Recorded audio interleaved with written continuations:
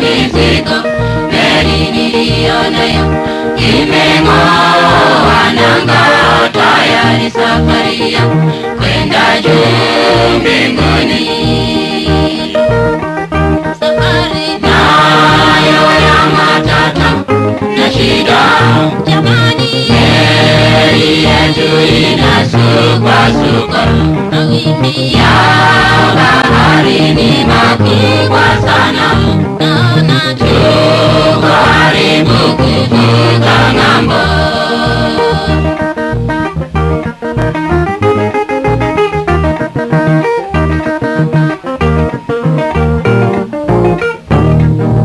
Na mtazamaji, karibu tena katika kipindi cha leo. Katika kipindi kilichopita tumeangalia nitakwenda na kanisa langu sehemu ya kwanza, na kabla hatujaanza kipindi cha leo ambayo ni nitakwenda na kanisa langu sehemu ya pili, wacha tuweze kuomba na kisha tuendelee. Baba wa mbinguni, Mungu mtakatifu, muda huu tusaidie kujifunza maandiko matakatifu na kuyaelewa kwa jina la Yesu Kristo, amina. Ndugu yangu msikilizaji na mtazamaji, nikualike katika chaneli hii inayoitwa Unabii International TV. Nami ninayekuletea mada hizi za msingi kabisa ninaitwa Kennedy Otiende. Karibu sana ndugu yangu katika somo la leo, nitakwenda na kanisa langu sehemu ya pili. Katika sehemu ya kwanza tulishia sehemu inayosema njia ambazo tunaweza kuzitumia kuwa mashahidi wa Yesu. Na kwa mujibu wa Matendo 1:8 maandiko yalituambia, lakini mtapokea nguvu akiisha kuajilia juu yenu Roho Mtakatifu, nanyi mtakuwa mashahidi wangu katika Yerusalemu, Samaria, Uyahudi na hata mwisho wa nchi. Na katika njia hizo za kutufanya kuwa mashahidi tuliishia katika njia inayosema kuwa shahidi kwa namna tunavyoishi na wengine, namna tunavyoweza kuishi na wengine, tunaweza kuwa mashahidi waaminifu wa Mungu. Sasa wacha tuendelee katika sehemu hii ya pili, namna gani tunaweza kuwa mashahidi wa Kristo kwa jinsi tunavyoishi na wengine. Katika Wafilipi sura ile ya pili aya ya 14 na 15 maandiko yanasema, yatendeni mambo yote pasipo manunguniko wala mashindano, mpate kuwa wana wa Mungu wasio na lawama wala udanganyifu, wasio na ila kati ya kizazi chenye ukaidi kilichopotoka, ambao kati ya hao mnaonekana kama mianga katika ulimwengu. Sasa katika kile kitabu cha Yohana 17:21 kinataka kutujulisha kama kanisa la Mungu hapa duniani, kanisa la watu tunaosubiria marejeo ya Kristo mara ya pili, lazima tujitambue kwa jambo hili. Yohana 17:21, Yesu alipokuwa duniani akiwaambia mitume wake, aliwaambia maneno haya ya msingi sana: wote wawe na umoja, kama wewe Baba ulivyo ndani yangu nami ndani yako, hao nao wawe ndani yetu, ili ulimwengu upate kusadiki ya kwamba wewe ndiwe uliyenituma.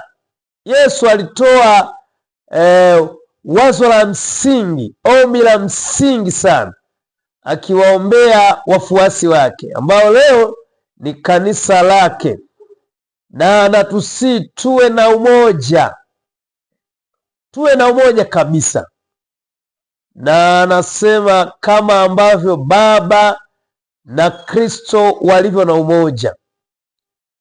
Unajua Mungu wetu mtakatifu katika nafsi tatu, Mungu Baba, Bwana na Roho Mtakatifu, wako katika umoja, na umoja huo huo unatazamiwa kwa watumishi wa Bwana, kanisa la Mungu, waumini katika kanisa la Mungu. Tunapaswa kuwa na umoja. Vilevile kile kitabu cha Wakorinto wa kwanza 12 aya yake ya 25, Mtume Paulo naye akiwaasa Wakorinto aliwahi kusema, ili kusiwe na faraka katika mwili, bali viungo vitunzane, kila kiungo na mwenziwe. Kwa kama jumuiya ya wote tunaomwamini Kristo, kanisa la Mungu aliye hai, Mungu anatuita kuendeleza umoja wetu. Mungu anatuendeleza tusiendeleze faraka. Mungu anatuita tuwe wamoja, si wamoja katika maridhiano, yani compromisation, kushusha viwango vya kweli, bali kuwa wamoja katika ile kweli. Na kwa namna hiyo, ndugu yangu msikilizaji na mtazamaji, umeitwa ndani ya kanisa la Mungu kushikamana na watu wa Mungu wenzako.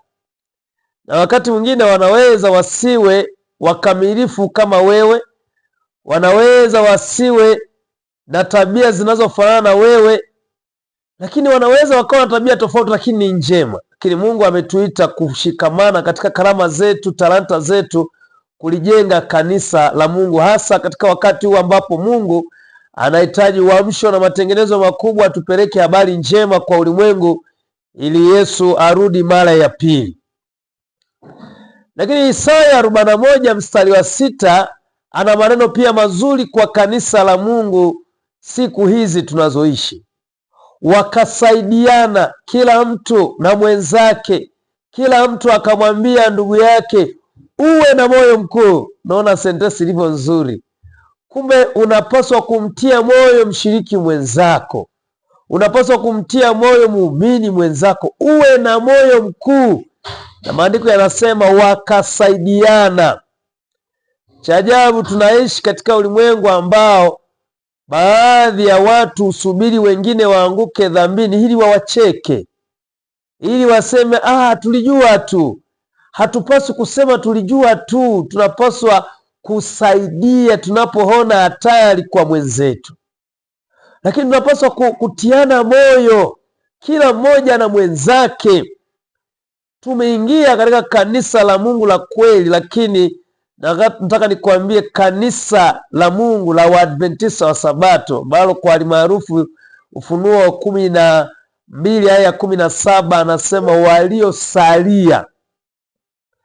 Kwa tumeingia kwa wachache waliosalia ambao wanazishika amri za Mungu. Si jumuiya kubwa kiasi hicho, ni jumuiya ya watu wa Mungu. Wanaweza kuonekana ni wachache, lakini ni hao wamesalia, wanazishika amri za Mungu. Kwa lazima tutiane moyo, lazima tushikane mikono, lazima tuwe na umoja wa kweli ambao Kristo alitupatia. Kila mmoja wakati mwingine tumia muda kumwambia mwenzako uwe na moyo mkuu. Mwenzako amerudi nyuma, nenda umtembelee, umtie moyo, uwe na moyo mkuu. Wanyama, hasa wanyama wala nyama, wakati mwingine wanakuwa wana hali ya unyama. Wanapomuona mwenzao mmoja amelaluliwa na mnyama mkali, wanaweza kumbadilikia tena na kuanza kumlalua, yaani ameumia tena wanaendelea kumuumiza. Sisi kama watoto wa Bwana hatupaswi kuwa kama wanyama. Tunapoona wenzetu wamelaluliwa na shetani, tusitumie fursa ya kwenda kuwalalua watu hawa wa Mungu. Tunapaswa kutumia fursa kuwatia moyo. Uwe na moyo mkuu, shujaa. Uwe na moyo mkuu, songa mbele. Songa mbele, songa mbele, songa mbele. Katika kile kitabu cha Luka 12 aya 32, maandiko yanasema, msiogope enyi kundi dogo, kwa kuwa Baba ameona vema kuwapa ule ufalme. Mungu anatutia moyo tusiogope. Ikiwa unahitaji maelezo zaidi juu ya swala hili la kutiana moyo, juu ya swala hili la kutoumizana, endelea kufuatilia. Nitaweka video yake katika mfululizo wa masomo hayo hapo mbele. Twende mbele sasa, tuangalie udhihirisho huu au kuwa shuhuda au shahidi mwaminifu wa Kristo, ambao kimsingi tumesema ni namna tuko katika kipengele cha namna unavyoishi na wengine, sehemu kabisa ambayo inaweza kuwa ina mfano dhahiri na unaweza kufanya mazoezi kuifanyia kazi, ni pale nyumbani. Upendo nyumbani. Sina muda wa kueleza kila kitu juu ya mambo ya nyumbani, lakini eleze kwa ufupi. Mungu anatuita kama watumishi wake kuonesha upendo kuanzia nyumbani, mahali ambapo tukipaweza tutakuwa tumefanya utume mkubwa sana. Kile kitabu cha Mathayo 7 aya ya 12, maandiko yanasema, basi yoyote mtakayo mtendewe na watu, nanyi watendeeni vivyo hivyo, maana hii ndiyo Torati na manabii. Kama kuna kanuni ya msingi, kanuni ya dhahabu, the golden rule, ambayo tunaweza kuitumia katika maisha yetu, kanuni hiyo ni kwamba basi yoyote mtakayo mtendewe na watu, nanyi watendeeni vivyo hivyo, maana hii ndiyo Torati na manabii. Kwa Mungu anatuita kuwatendea watu wa familia yetu vizuri kama ambavyo tungetaka sisi watutendee. Mungu anataka kuishi vizuri na watu kuanzia nyumbani. Lakini tukienda mbele kidogo, kuishi ulimwenguni bila kuwa wa ulimwengu. Unajua, tuko katika kipengele ambacho kikubwa kinachosema namna tunavyoishi na wengine, kuwa shahidi kwa namna tunavyoishi na wengine. Sasa unawezaje kuishi ulimwenguni bila kuwa mtu wa ulimwengu? Yohana 17 aya ya 15, Yesu aliwahi kusema maneno haya katika Yohana 17 aya ya 15, mimi siombi kwamba uwatoe katika ulimwengu, bali uwalinde na yule muovu. Ombi la Yesu ni kwamba si kwamba wafuasi wake, hata kama dhoruba zikivuma, waondolewe duniani, bali walindwe wakiwa duniani, hapo hapo walindwe na yule muovu. Hilo ndilo ombi la Yesu. Ulimwengu utaharibika, ulimwengu utachafuka, mambo yatabadilika, lakini Yesu anatuombea tulindwe na yule muovu. Na kwa kuwa tunaombewa, sharti na sisi tujue namna gani tunajilinda dhidi ya ulimwengu. Sasa swala msingi, au walimwengu tunaoishi nao, nazungumzia mambo ya ulimwengu, mambo ya ulimwengu ambayo yanaweza kuitarafiana na Bwana. Je, tunafanana nao? Tunafanana na mambo ya kiulimwengu? Tunafanana na tabia za kiulimwengu? Ndio swala msingi muda huu.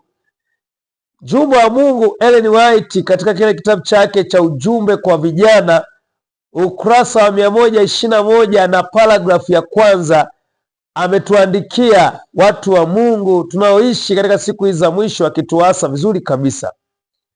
Nilioneshwa kufanana kati ya baadhi ya watunza sabato na ulimwengu.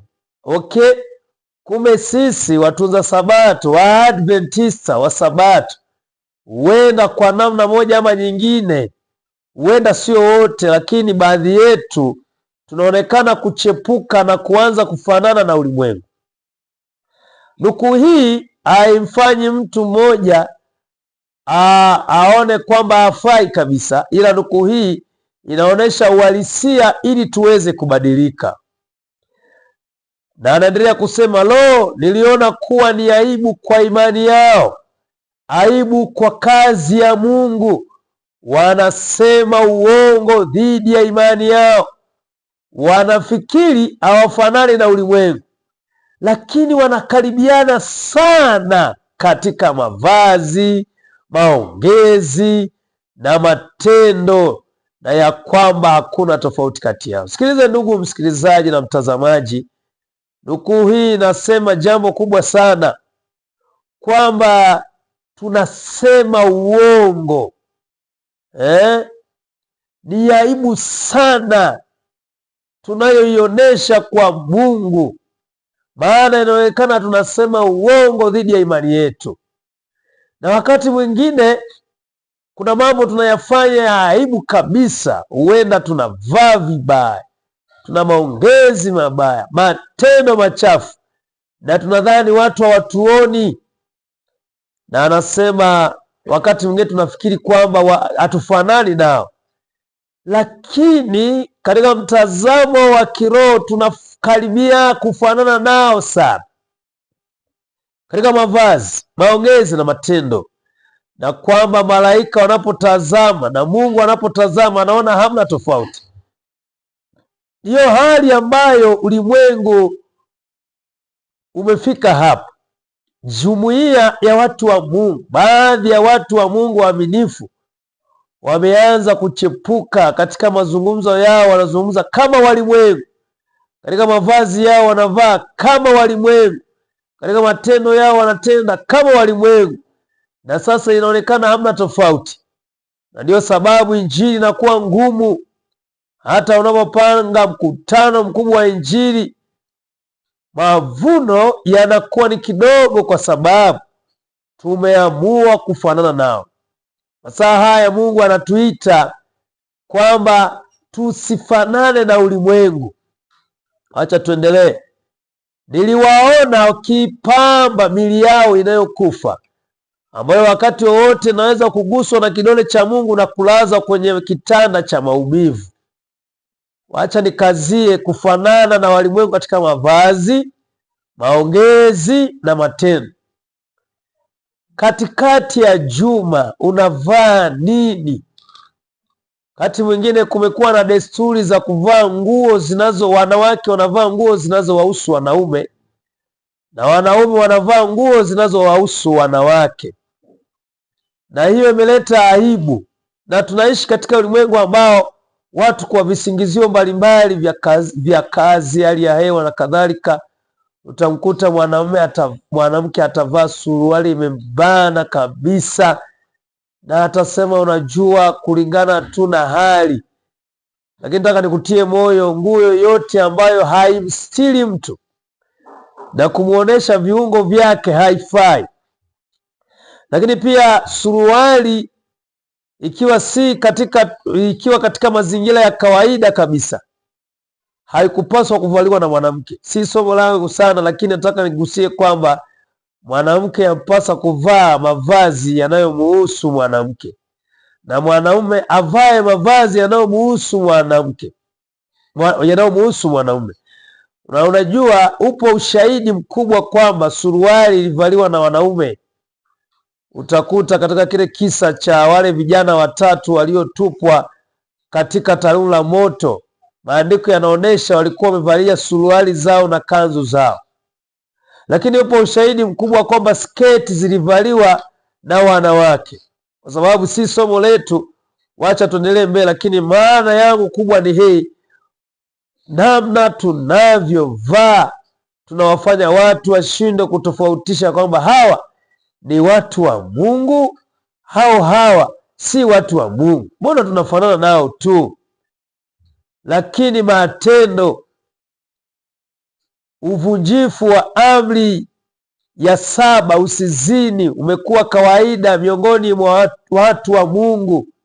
katikati ya wiki, na wakati mwingine siku yoyote ile wanafanya zinaa, na wakifika kanisani wataimba vizuri, lakini Mungu anatuita kushinda zinaa. Maana miongoni mwa dhambi ambazo zilileta gharika katika kipindi cha Nuhu ni dhambi ya uzinzi na uasherati, na kama tukiendelea nayo, watumishi wa Bwana, tutakumbwa na gharika katika siku hizi za mwisho.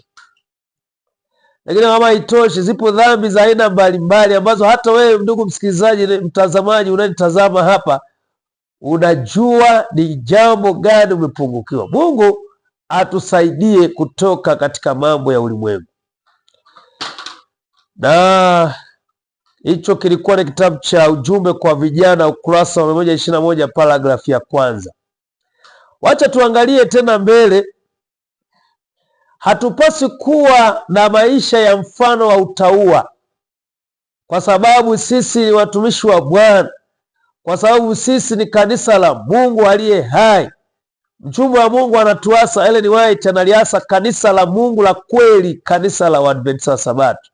Shuhuda kwa Kanisa, gombo la 6, ukurasa wa 404 na 405, anasema upo uwezekano wa kuwa muumini wa desturi tu, na hivyo ukaonekana kwamba umepungua na ukapoteza uzima wa milele.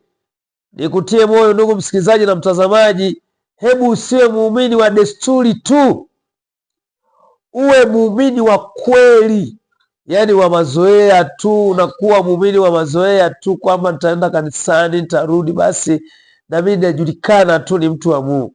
Inawezekana kufuata baadhi ya kanuni za Biblia ukahesabiwa kama Mkristo, ukatoa zaka, ukawa hauli nguruwe, ukawa ufanyi hiki, lakini ndani yake bado hujajiweka mikononi mwa Bwana.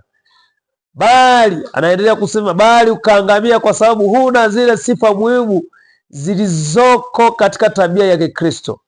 Ikiwa unapuuza ama kutokujali maonyo ambayo Mungu ameyatoa, ikiwa unadumisha moyoni mwako au kuhalalisha dhambi, unatia muhuri mustakabali wa maisha yako. Utakapowekwa katika mizani, utaonekana umepungua.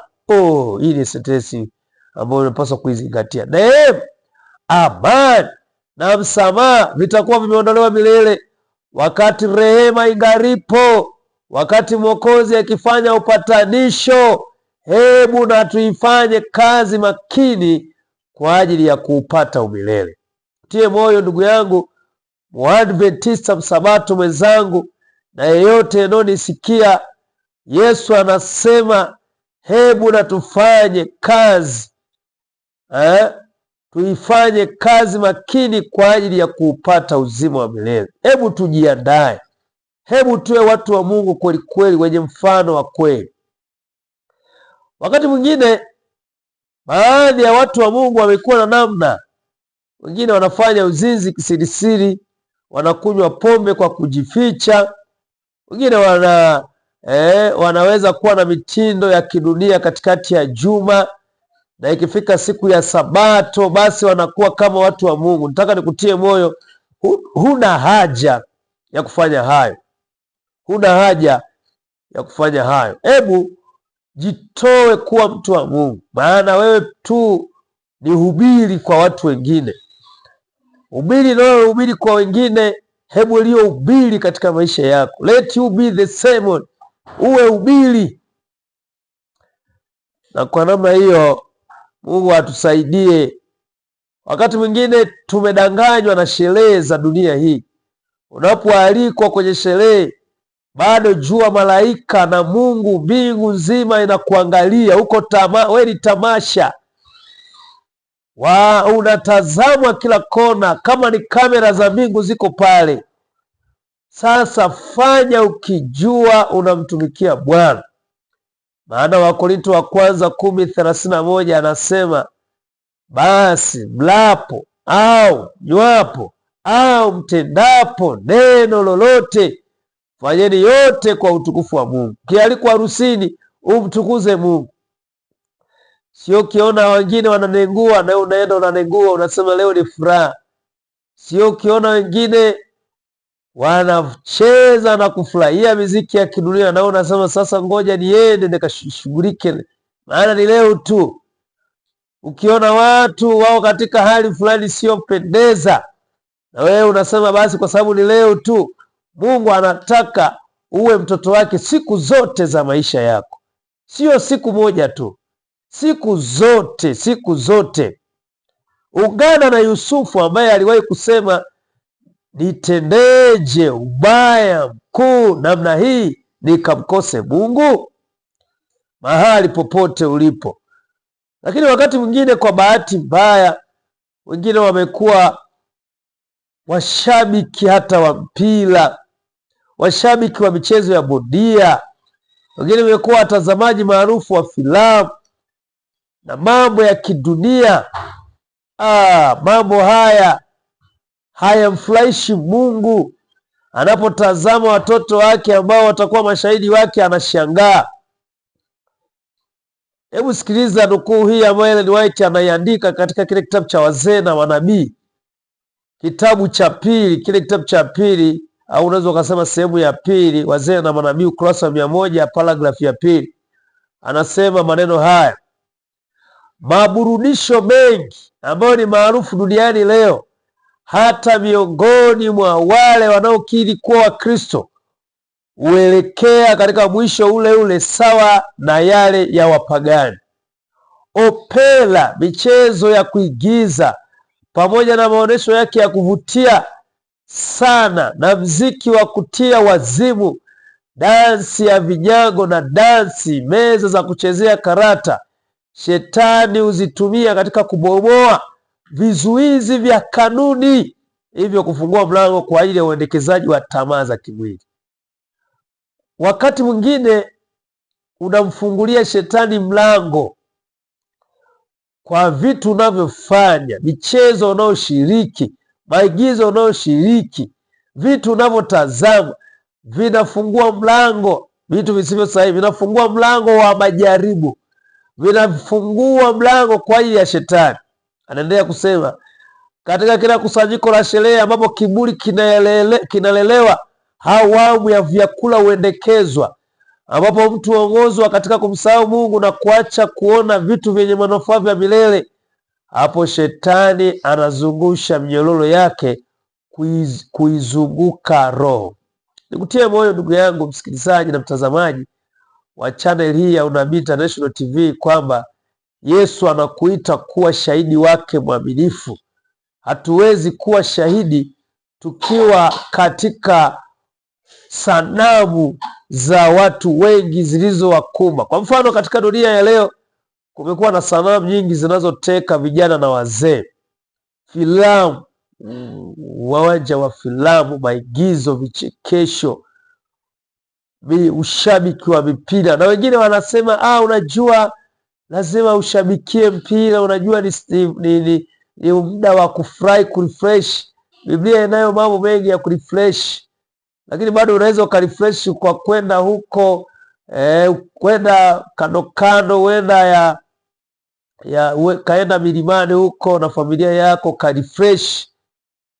Una haja ya kwenda kurefresh kwa kuungana na michezo ambayo ndani yake Shetani ndiye anatukuzwa. Shetani, ngoja nisome kitabu cha Shuhuda kwa Kanisa, gombo la 6, ukurasa wa 31, paragrafu ya kwanza.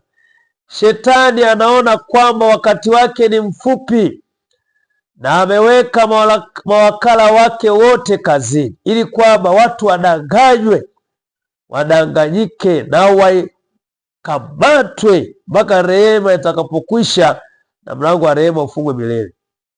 Kwa nini katika siku hizi za mwisho vitu hivi vya maigizo, vichekesho, mpira na mambo ya hapa na pale yamekuwa mengi sana na yanapata ushabiki mkubwa? Ni mbinu ya Shetani, kwa sababu yuko katika harakati za kukamata watu wengi. Kumbuka Ufunuo 12 aya 12, maandiko yanasema katika ile sehemu ya pili ya fungu hilo, ole wa nchi na bahari, kwa maana ametupwa kwenu mshtaki wenu, huyo Ibilisi akijua ya kuwa ana wakati mchache tu. Shetani anajua wakati wake duniani ni mchache sana, na hivyo ameleta vitu vingi sana vya kuteka akili, na hivyo vinawafanya hata watu wakose muda wa kusoma neno la Mungu. Unaweza ukajiuliza, umepata hamu ya kusoma neno la Mungu baada ya kuangalia movie, baada ya kuangalia maigizo, baada ya kuangalia mipira, baada ya michezo mbalimbali. Je, umepata hamu ya kusoma hata kitabu cha neno la Mungu? Umepata hata hamu ya kusoma Biblia? Jibu ni hapana. Kwa sababu gani? Mambo yale yametengenezwa kwa namna ambayo mtu akiyatazama anaendelea kuvutiwa kutazama na kutazama, na yanamfanya akose hamu ya kusoma neno la Mungu. Sikiliza Pambano Kuu, kitabu cha Pambano Kuu, ukurasa wa 555, paragrafu ya kwanza, anavyosema: ni sheria ya asili ya kiakili na kiroho kwamba kwa kutazama tunabadilishwa. Akili polepole inajirekebisha kwa masomo ambayo inaruhusiwa kuyaweka. Inakuwa imeunganishwa na yale ambayo imezoea kupenda na kuyaheshimu. Yaani kile unachokiweka ndani yako kwa kutumia macho, mdomo, pua, kinakujenga unakuwa hivyo, maana kwa kutazama tunabadilishwa.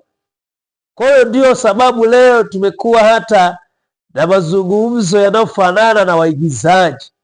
Tumekuwa hata na namna ya mtindo wa maisha unaofanana na wale wanaoigiza. Kwa namna tunavyotazama tunabadilishwa. Kwa hiyo ni vizuri, badala ya kutazama mafilamu, movie na mambo yanayofanana na hayo, ni vizuri sasa kutazama Biblia inasemaje. Ndio sababu leo tumekuwa hata na minyoo ya ajabu. Watu wananyoa ovyo ovyo. Ukiuliza, mbona umenyoa hivi? Anasema, unajua hii ndio mtindo wa sasa. Sio wa sasa, ni kwa sababu mwanamchezo fulani alivyonyoa watu wakaiga, mwigizaji mmoja alivyonyoa watu wakaiga, kwa sababu kwa kutazama watu wanabadilishwa. Ndio sababu leo kumekuwa na kesi za mauaji, mambo ya ndoa, huyu anamuua huyu, kwa sababu watu wametazama kwenye filamu na hivyo wanayaweka katika maisha. Kumbe wale walikuwa wanaigiza, ila wao wanaweka katika uhalisia, mambo ya kuuana, mambo ya kusalitiana. Kwa hiyo sasa hivi watu hawaishi maisha halisi. Watu wengi wanaishi maisha feki, maana ni matokeo ya kile walichotazama kwa muda mrefu. Na kwa sababu tabia zinaharithisha, zinasambaa, unaweza kuchukua tabia za watu ukaishi nazo, kumbe ni tabia walizoiga kutoka katika movie. Misemo mbalimbali na mambo ya ovyo katika jamii leo yametokana na vile watu wanavyotazama. Kwa hiyo Ellen White anasema ni sheria ya asili ya kiakili na kiroho kwamba kwa kutazama tunabadilishwa. Ikiwa utazoea kusoma neno la Mungu kila siku, litakubadilisha ufanane na hilo neno la Mungu. Ikiwa utazoea kutazama na kusoma visivyofaa, utabadilishwa akili yako kuelekea kule. Na wakati mwingine mhubiri atahubiri neno la Bwana, utaona anapoteza muda. Katika dunia hii inashangaza sana. Mtu anaweza kukaa kwenye movie muda mrefu au kwenye mpira, hasione kwamba watu wao wanatumia muda mrefu, lakini huyo mtu akija kanisani, mhubiri akavuta hata dakika kadhaa, huyo mtu atasema bwana, muda anaangalia hapa, muda unakwenda, na yuko radhi kuondoka. Lakini ukimwangalia siku ya Sabato anaenda wapi? Ameenda kukaa nyumbani na atabaki anaangalia movie. Sasa unajiuliza kwa nini? Ni kwa sababu hamu ya kuwa na Mungu inaendelea kupotea kwa sababu ya vitu tunavyotazama. Nikutie moyo ndugu yangu unayetazama na kunisikiliza, amua sasa kuachana na mambo haya, maana yanakupotezea hamu ya kusoma Biblia. Na wakati mwingine unasoma Biblia kwa sababu tu unataka ukatoe taarifa kanisa, lakini uelewi. Kwa nini uelewi? Na mwingine anasoma haraka haraka ili kwa sababu kuna kipindi fulani kinarushwa muda fulani, sema siweze kukikosa, na hivyo anasoma tu haraka haraka, au ibada itafanyika haraka haraka ili wakifaidi kile kipindi. Nataka nikutie moyo, Mungu akusaidie uachane na mambo hayo. Mwambie Yesu, nishindie maana shetani ameingia katika akili za watu. Hebu sikiliza, miongoni mwa waigizaji wamewahi kuandika maneno haya ambayo yanatusaidia pia kwa upande mwingine kwamba tuweze kuona ubaya wa hizi filamu na maigizo. Huyu anaitwa Rudolf Valentino, anasema kila usiku, hapo kwenye mabano ni mke wa Valentino, alikuwa anasema alikuwa akifanya mkutano akiita msaada kutoka ulimwengu wa roho katika shughuli yake ya ubunifu. Kisha penseli na karatasi mkononi angeingia kwenye maono na kuanza kuandika. Baada ya kumwagika kwake kuchapwa, kisha kupelekwa mahali pa kuigiza siku iliyofuata na kupewa mwongozaji. Anataka kuonesha kwamba miongoni mwa filamu nyingi watu wanazoangalia, waigizaji hao walipata roho za kipepo, walipata uvuvio wa mashetani, ndio wakatengeneza, na watu wanatazama, kumbe ni uvuvio kutoka kwa mashetani. Kwa kutazama unabadilishwa, maana shetani imegundua njia nyingine ya kuwakamata wanadamu ni kupitia uigizaji wa filamu hizi. Lakini pia Mae West alipokea uvuvio kutoka kwa namna ya kichawi na mapepo. Mchawi wake anaelezea kwamba angeweza kuzungumza chumbani akisema, vikosi njooni kwangu na mnisaidie kuandika maudhui. Angeanza kusikia sauti na picha na namna uelekeo wa filamu au tamthilia inavyofunuliwa kwake. Angelala kitandani katika hali ya utulivu, akiingia katika trance, akifungua mlango kwa mapepo kumwingia. Hawa ni waigizaji ambao inaonekana kabisa mapepo yanawaingia, ndio wanaandika. Na hii ameandika Ken Kingston. Kitabu hicho ambacho kimeandikwa mwaka 1984. Lakini kuna mchekeshaji mmoja maarufu sana duniani, unaliona jina lake pale, na anasema ni kama kuwa mtu wa kuwasiliana na kujiweka wazi kwa mizimu na mapepo na kusema, nataka muhusika kukaa ndani ya mwili wangu, au nataka muhusika nisimamie ili niweze kutoa kile ninachotarajia kutoa. Kwa wakati mwingine unashirikiana na watu ambao wanashirikiana na nguvu za giza bila wewe kujua, na kwa namna hiyo kwa kutazama unabadilishwa na unaendelea kukaribiana na mambo ya kishetani. Yesu ananutia moyo mtu wa Mungu katika masaa haya katika Wakorintho wa pili 6:14. Wakorintho wa pili 6:14 anasema, msifungiwa dira pamoja na wasioamini kwa jinsi isivyo sawasawa. Kwa maana pana urafiki gani kati ya haki na uasi? Tena pana shirika gani kati ya nuru na giza? Kwa kutazama mambo haya tunafungiwa dira. Dira inaweza ikafunga ng'ombe mmoja na mwingine walime. Kwa sasa kwa kutazama mambo haya unafungiwa dira kuwa pamoja na watu hawa ambao wengine wao ni waabudu mashetani, wengine wao ni wanafundishwa mbinu ambazo wewe Mkristo upaswi kuzifanya. Kwa kutazama unakuwa umefungiwa dira. Na kitabu cha Yohana wa kwanza 2:15 pia kinatusii, msiipende dunia wala mambo yaliyomo katika dunia. Mtu akiipenda dunia, kumpenda Baba hakumo ndani yake. Haya mambo ya kidunia ukiyaweka sana kichwani, kumpenda Mungu hakumo ndani yako. Kwa sababu gani? Wewe piga tu akili yako vizuri. Pale ambapo umezoea kupenda mambo fulani ya kidunia, alafu ndiyo mtumishi wa Bwana anakuja anasema tusome neno la Mungu, unamwambia subiri kwanza kidogo. Na utashangaa wakati wa kutazama movie ya usinzii na kuangalia mpira na kushangilia, ila wakati wa kusoma neno la Mungu unaanza kusinzia. Mungu akusaidie usiipende dunia, maana ukiwekeza upendo wako kule, kumpenda Mungu hakumo ndani yako. Yakobo 4:4 anasema, enyi wazinzi, hamjui ya kwamba kuwa rafiki wa dunia ni kuwa adui wa Mungu? Basi kila atakaye kuwa rafiki wa dunia hujifanya kuwa adui wa Mungu. Na sisi watumishi wa Bwana tunataka tuwe marafiki wa Mungu, ila tukijifanya kuwa marafiki wa dunia, lazima tutakuwa maadui wa Mungu. Mambo ya kidunia yanapita pamoja na tamaa zake, yanapita, tuyaache. tupeleke Injili. Tuna shughuli nyingi ya kufanya, shughuli zetu za maisha zenyewe ni nyingi, tunatakiwa tuzifanye. Na baada ya hapo tupige Injili, tupeleke machapisho, tugawe vitabu, tukahubiri habari njema, twende nyumba kwa nyumba. Yesu anakuja.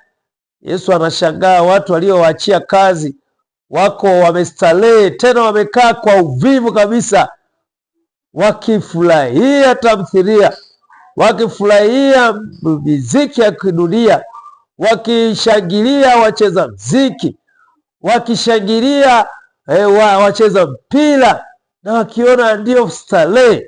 Lakini kutie moyo ndugu yangu, hebu Mungu akusaidie katika sehemu hii tunapoelekea miisho ya somo hili letu masaa haya.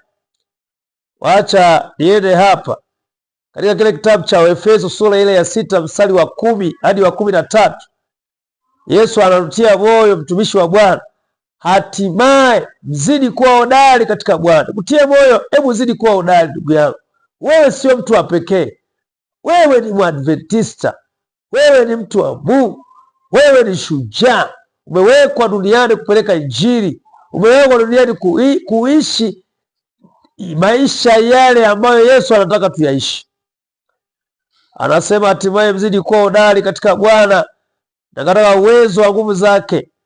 Vaeni silaha zote za Mungu mpate kuweza kuzipiga ila za Shetani, kwa maana kushindana kwetu sisi si juu ya damu na nyama, bali ni juu ya falme na mamlaka, juu ya wakuu wa giza hili, juu ya majeshi ya pepo wabaya katika ulimwengu wa roho.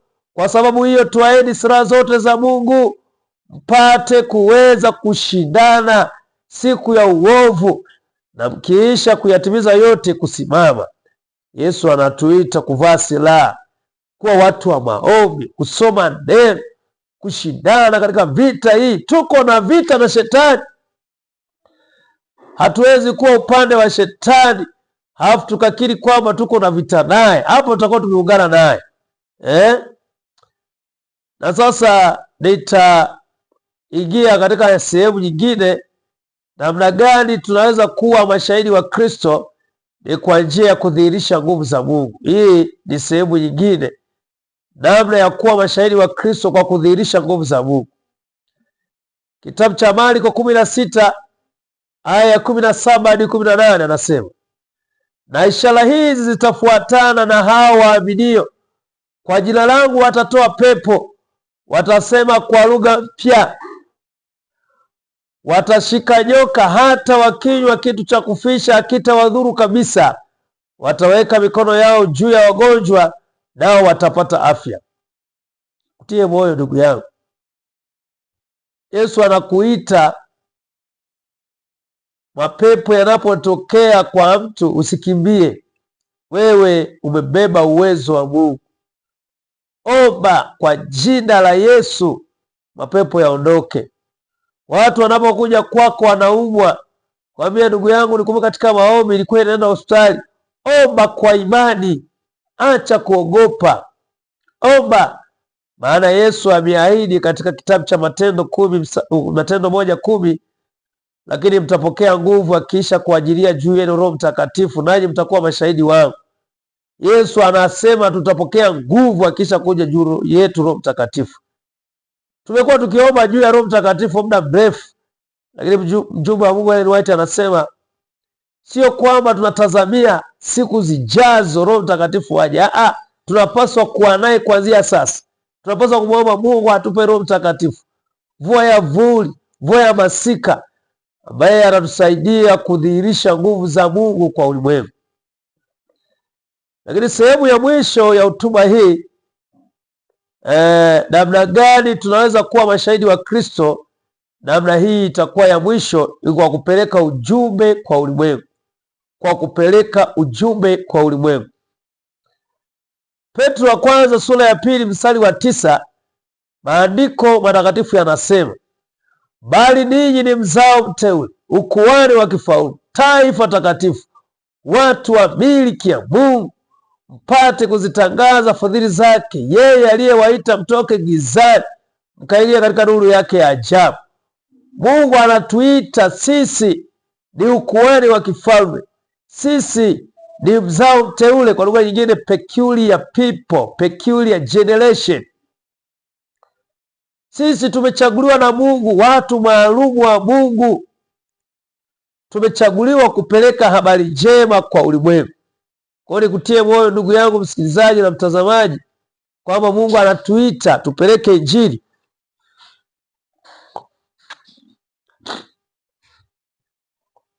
Mungu anatuita kwamba Injili ihubiriwe katika ulimwengu wote, ili tuweze kuwa mashahidi wake.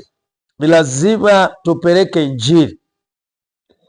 Isaya 60 mstari wa 1 hadi wa 3, maandiko yanasema, ondoka uangaze, kwa kuwa nuru yako imekuja na utukufu wa Bwana umekuzukia.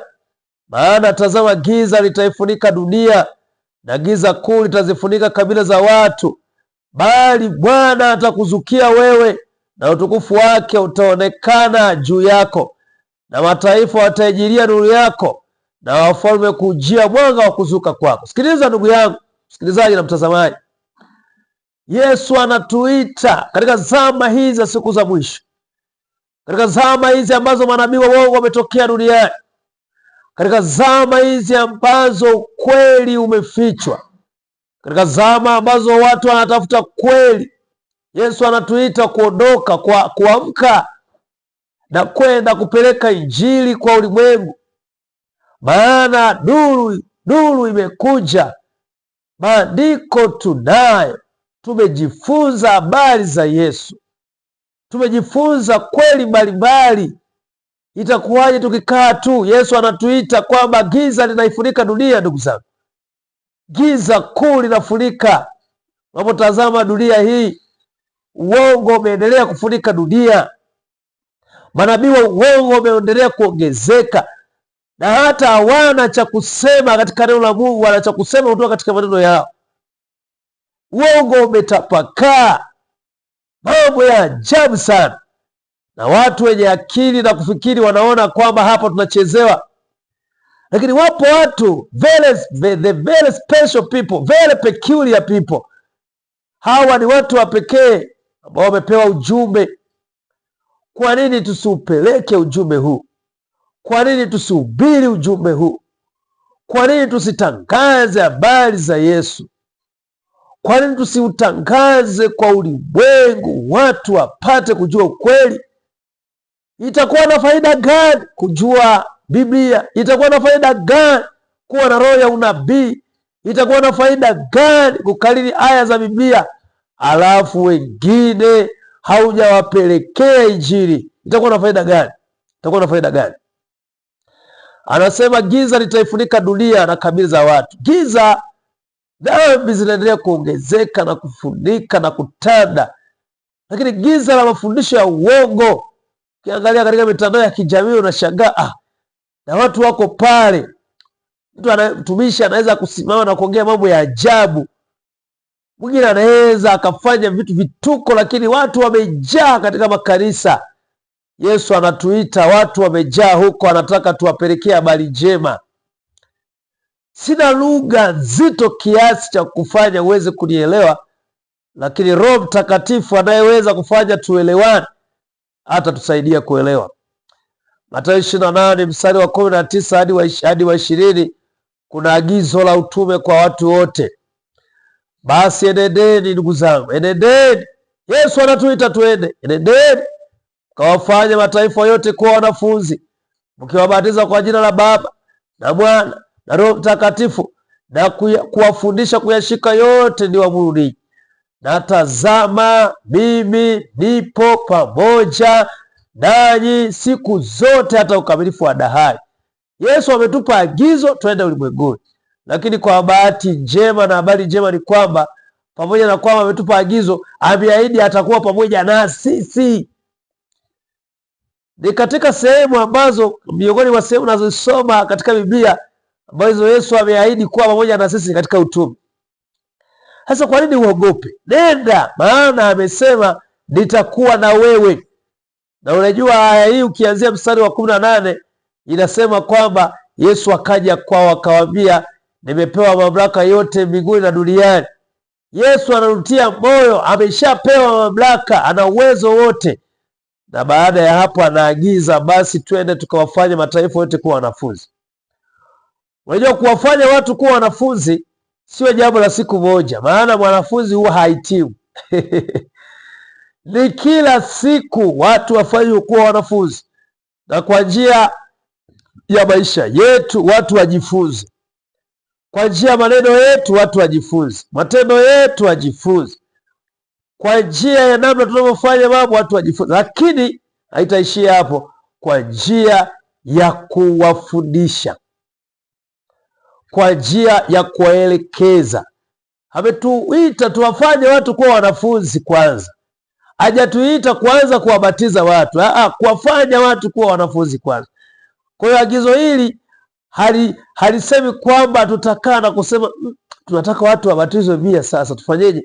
Twende tukawashawishi watu wabatizwe. Agizo hili halitaki tuwashawishi watu wabatizwe tu, linataka watu wajifunze ndipo wabatizwe, watu waelewe. Agizo hili halijasema kwamba nataka mwende huko mkasombe watu wabatizwe. Wasibatizwe tu pasipo kuelewa, wajifunze, waelewe, wamwelewe Yesu. Alafu anasema mkiwabatiza kwa jina la Baba na Mwana na Roho Mtakatifu. Sasa swala la msingi tunapoelekea miisho ya hotuba hii, je, tuangoje watu waje kwetu? Swala ni hapana, hatuwezi kuangoja. Kitabu cha Christ Object Lessons, yaani lulu za uzima, kinasema maneno haya katika ukurasa wa 229. Hatupaswi kungoja watu waje kwetu, lazima tuwatafute pale walipo. Wakati neno limehubiriwa mimbarani, kazi ndiyo kwanza imeanza. Kuna umati ambao hautafikiwa kamwe na Injili isipokuwa imepelekwa kwao. Kwa lazima tuwafuate walipo, lazima tuwapelekee Injili mahali walipo, tuwafikishie, twende nyumba kwa nyumba. Sasa swali lingine mtu anauliza kwamba hivi ni nani anapaswa kufanya uinjilisti? Au mimi nahisi mtu anaona mimi nahisi ni mchungaji, mimi nahisi ni mwinjilisti tu. Kitabu cha Testimonies to Ministers kilichoandikwa na Ellen White, ukurasa wa 207, paragraph ya pili, hakuna hata mmoja asiye na cha kufanya mbinguni, na hakuna mtu atakayeingia kwenye makao ya furaha ambaye ameshindwa kuonesha upendo kwa Kristo, ambaye hajaweka jitihada yoyote kwa ajili ya wokovu wa wengine. Hakuna. Kwa lazima kila mtu afanye. Ndugu yangu msikilizaji na mtazamaji, hebu Mungu atusaidie. Na aina ambayo kanisa tunapaswa kuizingatia zaidi ni ipi? Aina ya uinjilisti. Je, kazi kuu ya ujumbe wa malaika watatu inawezaje kukamilishwa? Ni lazima ikamilishwe kwa bidii ya mtu binafsi, kwa kuwatembelea watu katika nyumba zao. Kwa njia muhimu ni bidii ya mtu binafsi kuwatembelea watu katika nyumba zao. Tusiwasubiri watu waje. Katika kazi hii ya Injili nini kinahitajika hasa? Maana mtu anaweza akawa na swali. Sasa je, yeyote anaweza kufanya? Maranatha ukurasa wa 63 anasema ni nidhamu ya roho, usafi wa moyo na mawazo, hivyo vinahitajika. Hii ni ya thamani zaidi kuliko talanta nzuri, busara au maarifa. Akili ya kawaida iliyozoezwa kutii, hivi ndivyo asemavyo Bwana, ni bora zaidi ya waliohitimu kwa kazi ya Mungu kuliko wanavyo ni bora zaidi waliohitimu kwa kazi ya Mungu kuliko wanavyostahili wale ambao wana uwezo, lakini wale ambao hawajali. Unajua hapa anasema kwamba lazima wawepo watu wanaoweza kuwa watiifu.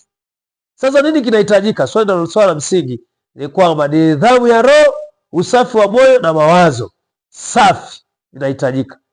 Unaweza ukawa na talanta bora lakini una nidhamu ya roho. Unaweza ukawa na talanta bora ila una usafi wa moyo na mawazo. Sababu unapoendea watu wengine lazima pia uwe na usafi wa moyo. Lakini tunapeleka ujumbe gani kwa watu? Tunapeleka ujumbe wa malaika wa kwanza, ujumbe wa malaika wa pili na ujumbe wa malaika wa tatu tunapeleka kwa watu. Na unapatikana kitabu gani? Ufunuo 14 mstari wa 6 hadi ule wa 12. Naomba nisome na kisha tuweze kuhitimisha. Ufunuo sura ile ya 14 mstari wa 6, maandiko yanasema ujumbe unasema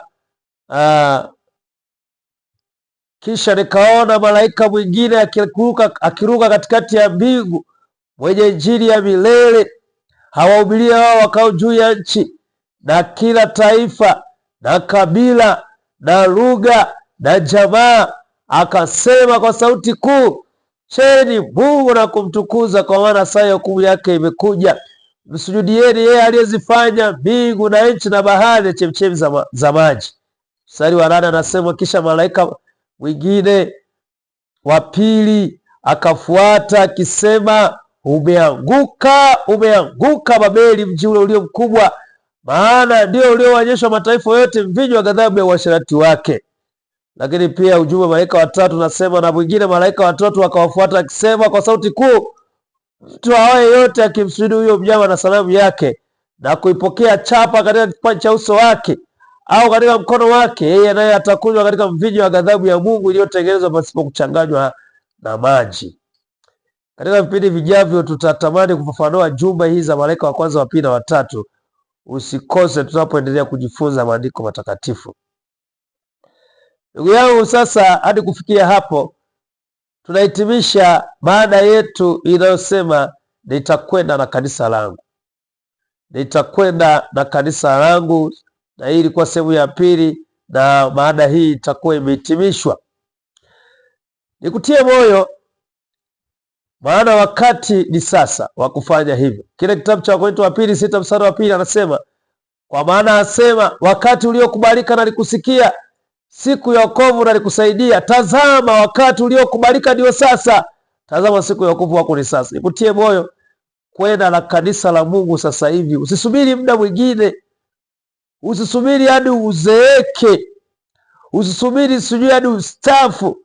Mahali popote ulipo, wewe ni mjumbe wa Bwana. Pale kazini, jitahidi kupeleka Injili, gawa vitabu, fundisha watu katika mazungumzo yako, pitishia neno la Mungu pale, watu wamjue Bwana.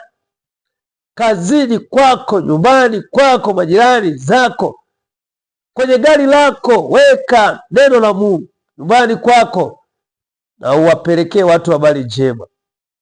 Na Yesu anatoa wito masaa haya katika Mathayo 24 mstari wa 45-46, ni nani basi yule mtumwa mwaminifu mwenye akili, ambaye bwana wake alimweka juu ya nyumba yake awape watu chakula kwa wakati wake? Heri mtumwa yule ambaye bwana wake ajapo atamkuta akifanya hivyo. Yesu anasema ni heri sana akikukuta ukiwapa watu chakula kwa wakati wake, yaani ukipeleka Injili, kupeleka ujumbe malaika wa kwanza, wa pili na watatu kwa wakati wake. Heri Yesu aje akukute ukiwa katika utumishi wa kazi yake.